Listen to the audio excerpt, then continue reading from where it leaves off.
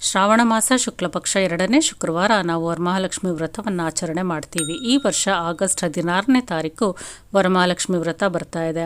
ವರಮಹಾಲಕ್ಷ್ಮಿ ವ್ರತಕ್ಕೆ ಕಳಶಕ್ಕೆ ಯಾವ ನೈವೇದ್ಯವನ್ನು ಇಡಬೇಕು ಅಂತ ನೋಡೋದಾದರೆ, ವಿಳ್ಯದೆಲೆ, ಅಡಿಕೆ, ಹಣ್ಣುಗಳನ್ನು ಇಡ್ಬೋದು. ನೀವು ಒಂದು ರೀತಿ ಹಣ್ಣನ್ನು ಇಡ್ಬೋದು ಅಥವಾ 5 ರೀತಿ 3 ರೀತಿ ಹಣ್ಣುಗಳನ್ನು ಇಡ್ಬೋದು. ಅದರ ಜೊತೆಗೆ ಬೆಲ್ಲದಿಂದ ಮಾಡಿರುವಂಥ ನೈವೇದ್ಯ ಅಂತ ಹೇಳಿದ್ರೆ ವರಮಹಾಲಕ್ಷ್ಮಿಗೆ ತುಂಬಾ ಇಷ್ಟ. ನೀವು ಬೆಲ್ಲದನ್ನು ಮಾಡ್ಬೋದು, ಬೆಲ್ಲದಿಂದ ಮಾಡಿರುವಂಥ ಪಾಯಸ ಮಾಡ್ಬೋದು, ಅಥವಾ ಬೆಲ್ಲದಿಂದ ಮಾಡಿರುವಂಥ ಸಜ್ಜಿಗೆ ಮಾಡ್ಬೋದು, ಬೆಲ್ಲದ ಹೋಳಿಗೆ ಮಾಡ್ಬೋದು, ಅಥವಾ ಅನ್ನದ ಪಾಯಸ ಅಂದರೆ ತಾಯಿಗೆ ತುಂಬಾ ಇಷ್ಟ, ಅನ್ನದ ಪಾಯಸ ಮಾಡ್ಬೋದು.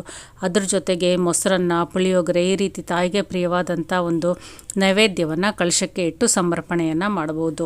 ಹುಳಿ ಹಣ್ಣುಗಳನ್ನು ಯಾವುದೇ ಕಾರಣಕ್ಕೂ ಪೂಜೆಗೆ ನೈವೇದ್ಯವಾಗಿ ಇಡಬೇಡಿ.